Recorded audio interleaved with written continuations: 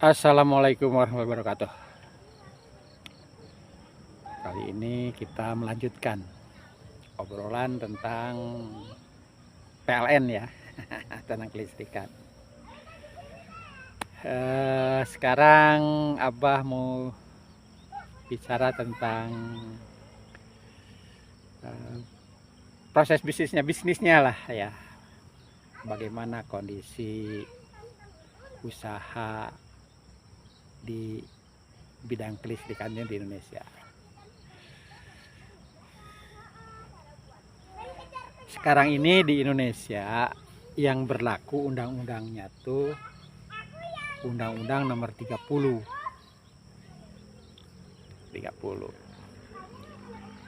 Tapi dalam pelaksanaannya justru tidak sama dengan undang-undang itu. Tapi lebih condong ke Undang-Undang Nomor 20 yang sudah dibatalkan. Itu yang sudah cabut. Nah, kenapa begitu? Nah, itu.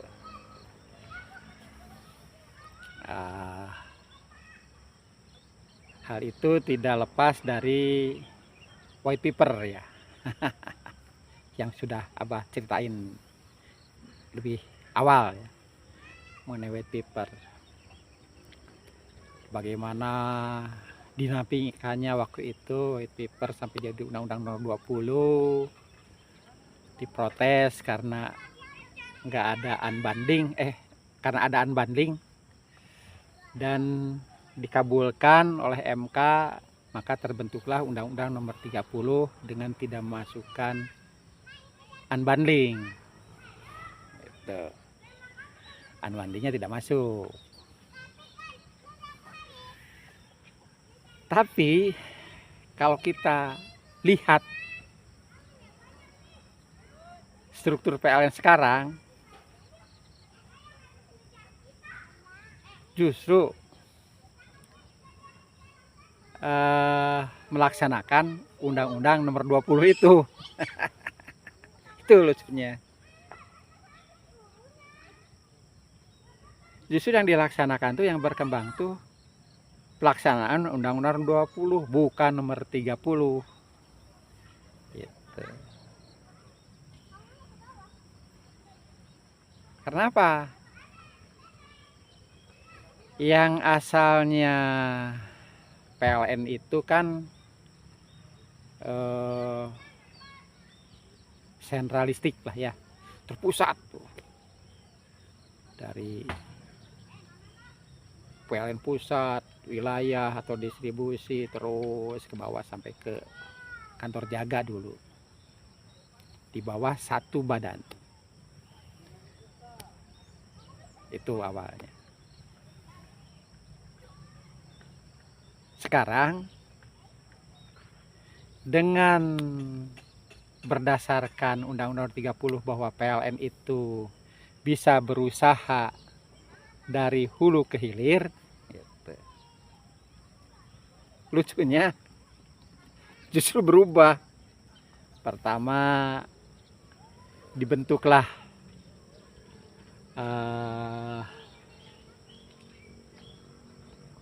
pembangkit dilepas, dipisah jadi anak perusahaan. Memang masih di bawah PLN, tapi manajemennya udah berubah gitu, udah berdiri sendiri. Yang disebut Genco itu gitu.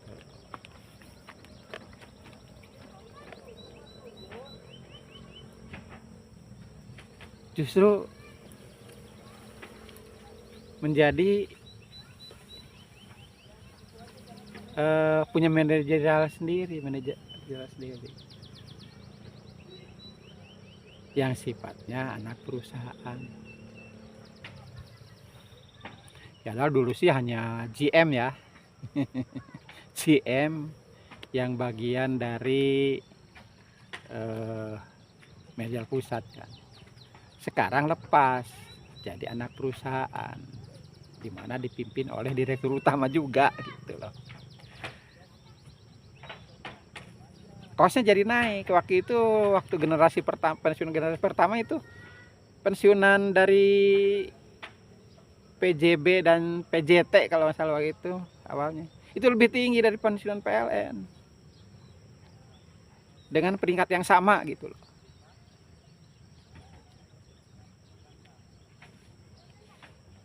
Itu sempat itu terjadi.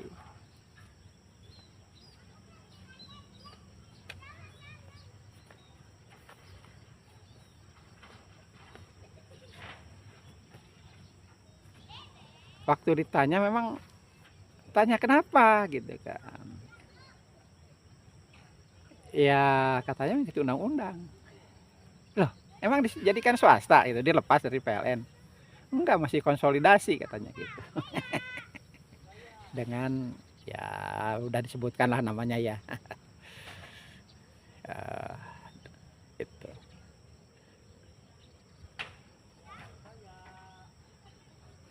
Kenapa gitu? Itu ada masa siapa itu? Lupa-lupa ingat presidennya waktu itu Gus Dur atau udah Pak SBY ya, lupa itunya berdirinya, lupa ingat itu. Tapi ya belum pensiun waktu itu, karena kalau masalah restrukturisasi Abah suka dapat telepon khusus tanya itu, tanya apa itu kan kenapa kan jadi mahal PLN manajernya pengurusannya, karena kalau anaknya perusahaan itu kan merubah struktur pembiayaan juga lebih mahal daripada wilayah lah gitu, atau subunit PLN lah gitu ya, dari GM dan deputi bidang gitu jadi direktur utama dan direktur, tambah lagi bawahnya lebih sama dan PLN kan lebih luas lagi gitu. Gitu. Terus berkembang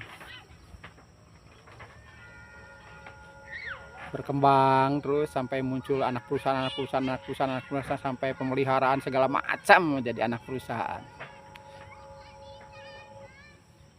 Apa mikirin nih bagi-bagi jabatan atau apa, sedangkan untuk duduk di jabatan struktural waktu itu dibatasi usia 50 tidak boleh lebih, makanya banyak yang pensiun dini begitu atau pensiun di ya, atau ngambil bahas tugas ya itu waktu itu. Kok tambah lucu aja, tapi ya gimana lagi ya,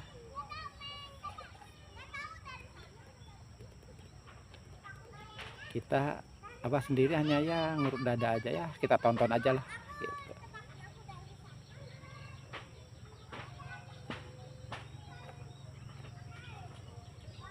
Itu pokoknya kalau sekalian aja lah kalau mau itu mah gitu. Kalau mau undang-undang 20 nggak usah berubah PLN-nya dari yang dulu itu, nggak usah berubah. Yang perlu perubahan itu pasarnya, mekanisme pasarnya dari monopolistik menjadi pasar bebas lah, free trade gitu, pasar bebas.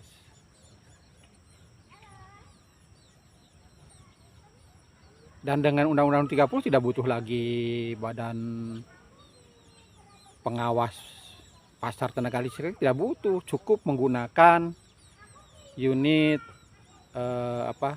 pengatur beban, itu aja,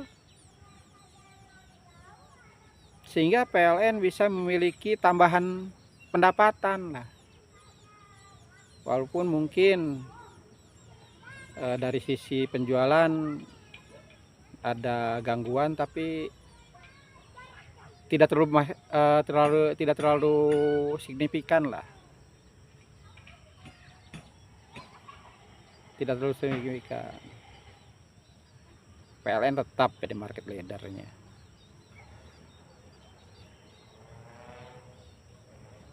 dengan segala kelebihannya, yang kelebihan infrastruktur yang sudah dimiliki gitu. Kita bisa mencontohkan dengan yang di Cikarang itu. Cikarang Listrikindo, kita kalah enggak? Enggak.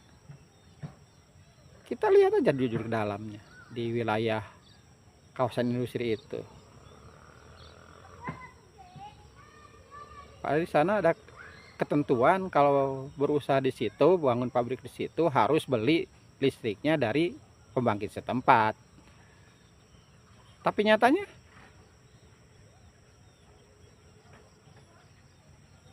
ada gray zone kan, ada wilayah-wilayah abu-abunya gitu. Nah di situ kalau zaman awal-awal PLN itu kan lincah itu,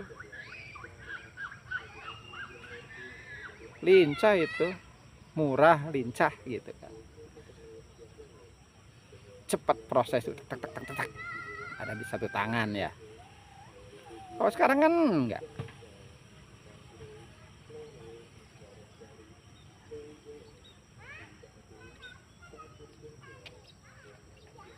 Manajemennya, wewenangnya udah dibagi-bagi gitu. Jadi mahal. Menurut Abah kita salah menerjemahkan pelaksanaan undang-undang itu.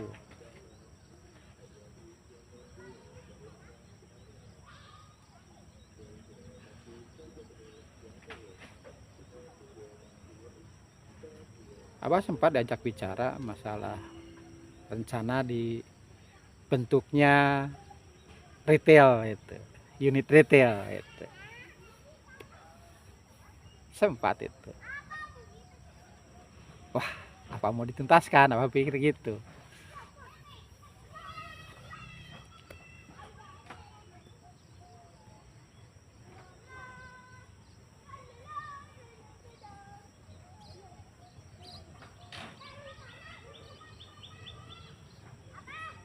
Itu.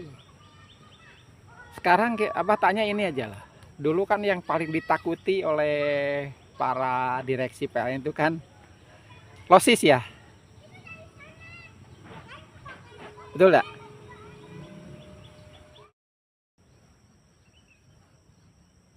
Tapi sekarang kan losis jarang terdengar dibicarakan. Sekarang udah beralih pada untung rugi. Untung rugi. Kalau tidak salah losis kita sekarang katanya teknis itu antara 8 sampai 9%. Betul tidak itu?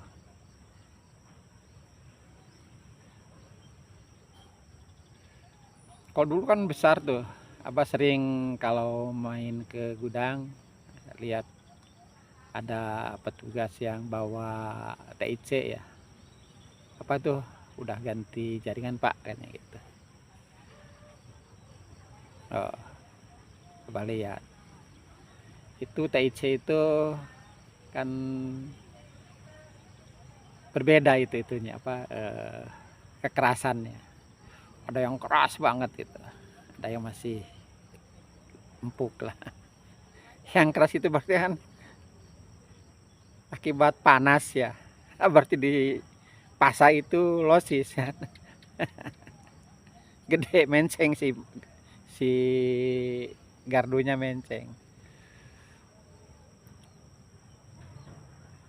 Karena kekerasannya berbeda gitu. Diganti karena ada keluhan apa voltasenya ya. Setelah dilihat, oh ini diganti ya. Nah itu kondisinya. Wah losis. Wah tanya rekan apa ya. Kalau gardu itu suka diri gimana kondisinya, menceng kak gitu itu tiap jurusan, tiap pasarnya. Tanya gitu.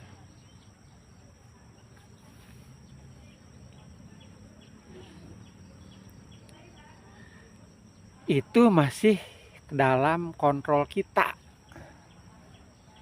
Dari masang, dari apa, dan PLN itu dulu segalanya dikuasai PLN, dari sampai instalasi. Waktu Abah pertama itu tuh, instalasi itu PLN yang meriksanya itu. Sampai ada gambar instalasi itu harus disetorkan kalau menyambung. Periksa ketat dulu. Setelah itu dilepas, ada zero grow ya, pegawai, pengurangan pegawai, dilepas gitu. Tapi pemeriksaan instalasinya tidak oleh PLN lagi, oleh konsuil yang didirikan oleh pada instalatur. Waktu itu apa namanya instalaturnya tuh, apa organisasi instalaturnya itu, lupa apa tuh, ada itu.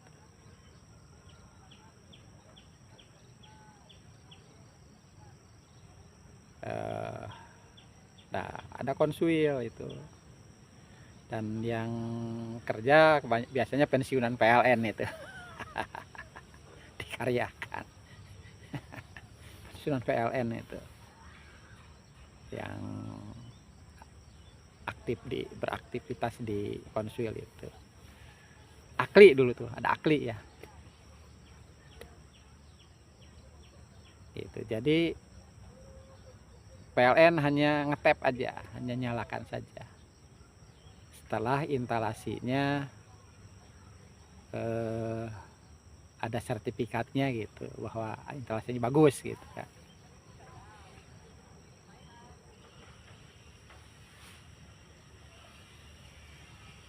Dan mungkin sampai sekarang nggak tahu, mungkin karena katanya asosiasi kontraktor listriknya kan sekarang makin banyak katanya, nggak tahu apa. Kalau dulu hanya satu kan, akli saja, sekarang banyak katanya. Nah, mungkin konsuilnya juga masing-masing asosiasinya itu punya sendiri gitu kan. Dan celakanya kadangkala instalasi itu dipasang oleh para apa, tukang bangunan tuh, bukan oleh petugas teknis yang dari instalatur, tidak. Jadi para tukang itu, tukang bangunan itu yang kerja di bangun rumah itu yang memasang instalasinya.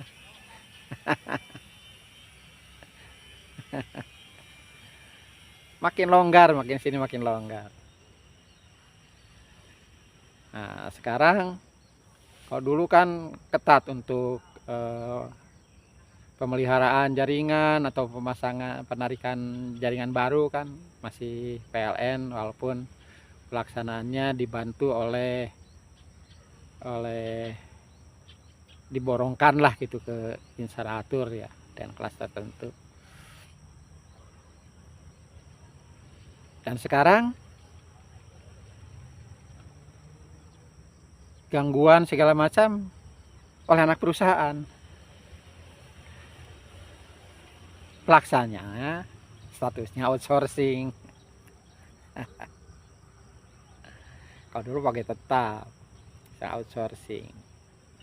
Tapi sering itu sambil ngantar cucu sekolah, ngobrol dengan mereka itu sering.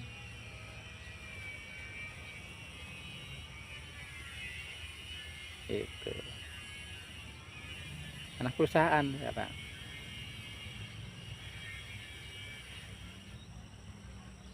Itu. Dan outsourcing itu apa? Pembinaannya lemah ya. Karena tidak terikat oleh ketentuan perusahaan, tapi terikat oleh kontrak. Diukur enggak kondisinya gitu kan. Ada standar enggak penggajiannya, pembayaran upahnya gitu. Jadi tidak heran lah Pak, kalau sebenarnya Abah sih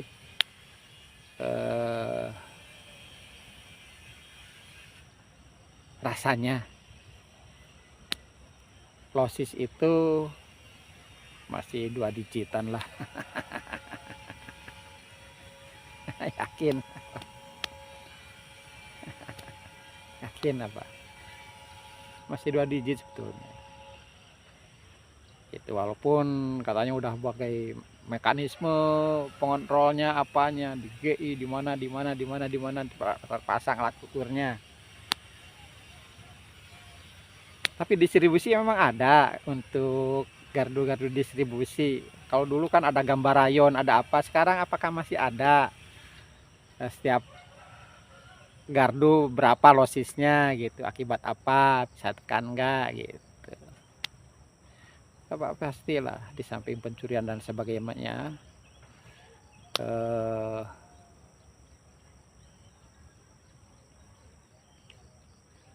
losis ini cukup lumayan.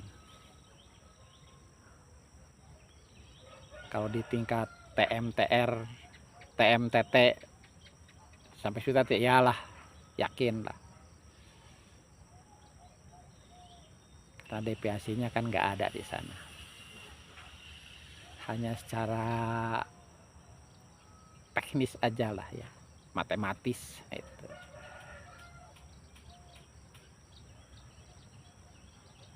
Tapi kalau di distribusi enggak, Abah yakin masih enggak, masih tinggi lah.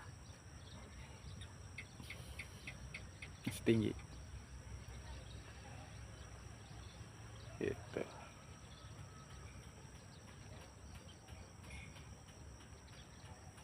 Nah itu dulu untuk kali ini.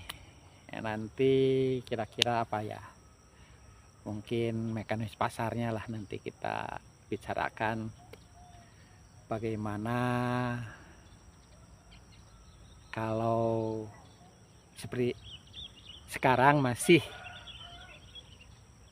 single buyer, single seller, SBSCS. Dan bagaimana kalau multi buyer, multi seller, MBMS? Nah, nanti di berikutnya ya kita obrolkan lah. Karena sebenarnya misinya sih ke situ, undang-undang itu. Itu nanti Abah coba uraikan untung ruginya. Itu saja yang Abah dapat sampaikan dulu sementara, sebelum berikutnya kita coba discuss lagi atau apa, nostalgia lagi lah. Sebelum akhiri jangan lupa like, subscribe, lonceng dan komennya. Assalamualaikum warahmatullahi wabarakatuh.